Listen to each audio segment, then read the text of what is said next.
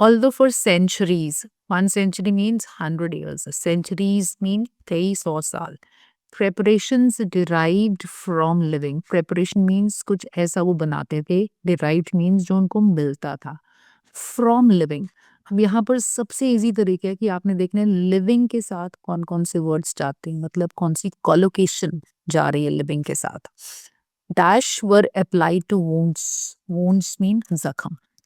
तो लिविंग के साथ देखते हैं कौन कौन से वर्ड्स जा रहे हैं. लिविंग कन्विंस्ड नहीं, living capable, living infection, living material, living therapeutic, living established, living contamination, living matter. ये 2 वर्ड्स लग रहे हैं लिविंग के साथ जा सकते हैं. अब कैसे डिसाइड होगा कि दोनों में से ठीक कौन सा है? पहले मतलब समझते हैं. लिविंग मैटर होता है जैसे प्लांट्स, एनिमल्स, कोई भी चीज जो जिंदा है, जिसमें सेल्स हैं, जिसमें माइक्रो ऑर्गेनिजम्स हैं. लिविंग मटेरियल है जैसे वुड, सिल्क, वूल. ये सब चीजें हमें लिविंग मैटर से मिली हैं. वुड हमें ट्री से मिली है, सिल्क हमें एक सिल्क वर्म से मिली है, पर ये जिंदा नहीं है.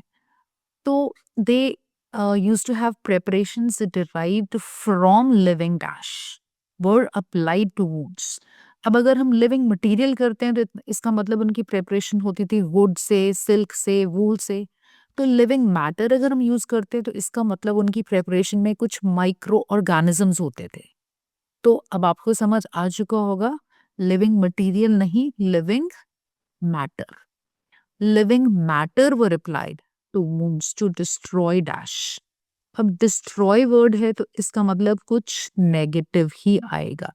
तो यहाँ देखते हैं convinced, capable, infection, material, therapeutic, established, contamination. तो डिस्ट्रॉय के साथ क्या लग रहा है? इन्फेक्शन. ये इन्फेक्शन को डिस्ट्रॉय, बिकॉज वोन्स की भी बात हो रही है. The fact that the micro organism is dash of destroying one of another species. Micro organism is dash of. तो यहाँ तो बड़ा इजी है. केपेबल ऑफ, कन्विंस्ड ऑफ नहीं. कन्विंस्ड होता है किसी को मनाना, केपेबल होता है वो काम कर सकता था, उसमें कैपेबिलिटी थी. और केपेबल ऑफ एक कॉलोकेशन भी है. Of destroying one of another species was not dash until the later half of the 19th century. तो अब इसमें was not dash, was not convinced, material, therapeutic, established, was not established. मतलब तब तक ये नहीं पता था, until the later half of the 19th century, when Pasteur noted the antagonistic effect of other bacteria on the anthrax organism and pointed out that this action might be put to dash use. Antagonistic means resistance, conflict create करना, किसी चीज को oppose करना. Pastor ने notice किया कि other bacteria उसको oppose कर रहे हैं, उसको रेजिस्टेंस शो कर रहे हैं. तो उसने फिर पॉइंट किया कि this action might be put to dash use. Therapeutic, therapeutic means medicinal use. तो यहाँ पर कुछ आंसर्स हमें वोकैब, कुछ ग्रामर, इन सब चीजों की हेल्प से मिले हैं. देखते हैं.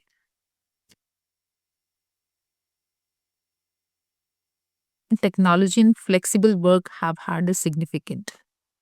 In terms of productivity, it seems the dash has shifted from managing employees in the workplace to monitoring them. In terms of productivity, productivity means काम करने की capacity. It seems the dash has shifted. The focus has shifted. Focus means attention. Focus has shifted from managing employees in the workplace to monitoring their total. तो उनका focus किस पे shift हो गया? Employees को मैनेज करने की बजाय टू मॉनिटर देयर टोटल. तो उनकी total output. Output means productivity, because यहाँ पर ऑलरेडी प्रोडक्टिविटी की बात हो रही है यहाँ पर. तो output also means productivity. No matter where they choose to work, whether this trend will continue depends to some on how well it works for everyone concerned. Whether this trend will continue depends to some extent. Some extent means कुछ हद तक. On how well it works for everyone concerned. अब हमारा ये first plan बचा. Technology and flexible work dash have had a significant impact. Options भी कम बची है। Flexible work practices, technology and flexible work practices आ सकते हैं, देखते हैं। ठीक है सारे।